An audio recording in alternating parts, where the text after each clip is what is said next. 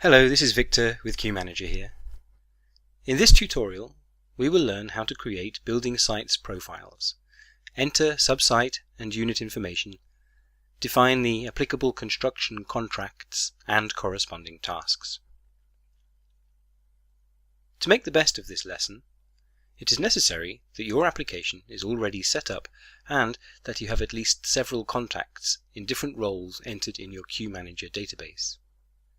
If you have followed through our previous tutorials, you're good to go, and we may directly proceed to My Sites.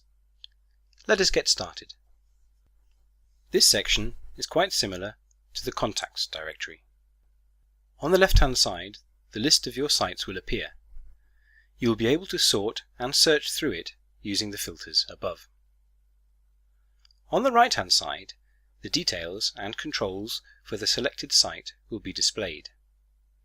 Currently, we have no sites, and we are looking at the blank template for creating a new site. For the purposes of this tutorial, we may imagine that we will be working on a construction site for a commercial space called Grand City Mall in Berlin, Germany. We may begin by entering the required information. The first couple of fields are used to formally identify the site. The site number accepts only digits. But on the site code field, you may enter also letters. The site name may be anything you choose, but let's stick to our imaginary scenario and name it Grand City Mall. For the address of the site, we have two options. We may either type in the information manually, or we may use the geolocation features of our device to pick up the address and coordinates of our current location. This is particularly useful when you are entering the information while being on site. Let us give the second option a try by clicking on the geolocation icon. Note that the use of this feature requires an active internet connection. Depending on the speed of your connection and the current GPS signal strength, the time taken to pinpoint your location may vary. Once our location has been determined, all we need to do is click on the Add button, and we will be automatically returned to our previous view with the necessary data already filled in, including the exact GPS coordinates. At your discretion, you may then edit any of the data fields if you believe that changes are necessary. Finally, we may select the site owner from the drop-down menu. Here, only members of our contact list with the role of the site owners will be listed. Let us select one and create our site entry by clicking on the Save button. Our site now appears selected in the list on the left. So far, we have covered the very basic setup of a site entry, but there is a lot more here that we can do. For example, we may define additional subsites and/or specific building units such as apartments or individual retail spaces. For a large project, such as the commercial mall that we have introduced for the tutorial, it makes sense to define subsites. So let's go ahead and create a few now by clicking on the Subsite button at the top right of the screen. As you see, the interface is very similar to the one we had in the Sites dialog, with the subsite list on the left and the current item details on the right.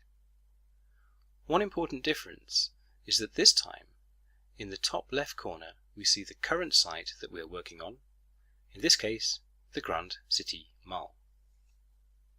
In the details screen, we have almost the same fields, and for your convenience, the address fields are automatically filled in with the data from the site. You would rarely have to edit the address lines unless your subsites are part of a very large or spread out project, such as an industrial or a housing complex. Let us now give this unit an ID and a descriptive name. For example, parking lot. We then click on Save, and we now have our first subsite created.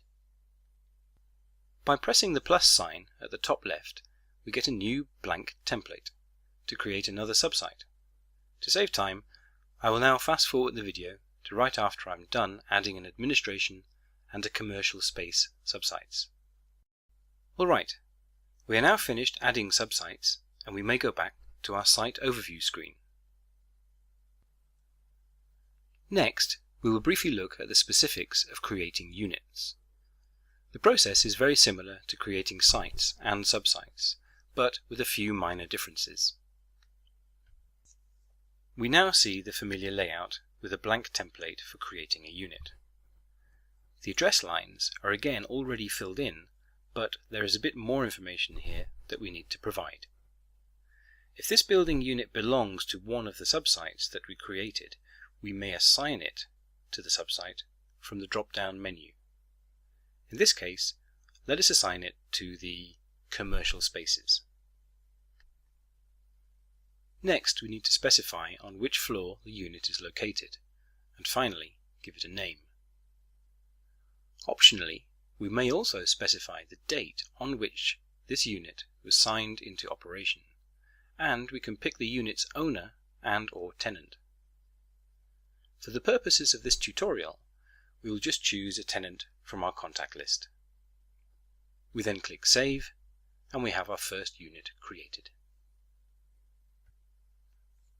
Last, but not of least importance, we need to define the applicable construction contracts that we are overseeing for this site.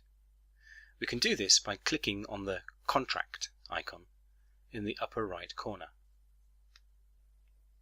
Again, in the top left, we see the current site that we are working on, and below it, the list of all contracts. Currently, of course, there are none. So let us create one using the fields on the right-hand side. First, we need to input the contract basics. The contract value to be paid to the contractor in your local currency, then the contract number or ID, the date on which it starts, and the date on which the work should be completed. Then we also need to select the responsible contractor. Here we may again choose from the entries in our contacts database, but only those with a contractor role will be available. We then click on Save, which creates the contact entry. We may then proceed to specify the tasks governed by this contract. To do this, we need to click on the plus button at the bottom right. This opens up an additional dialog view where we may define a specific task subject to this contract. For example, masonry. In many countries, the different types of tasks have universal codes. In Germany, for example, masonry is labeled with 012. If such codes are not applicable for your country, simply type in a 4-digit number in the code field and then click Save.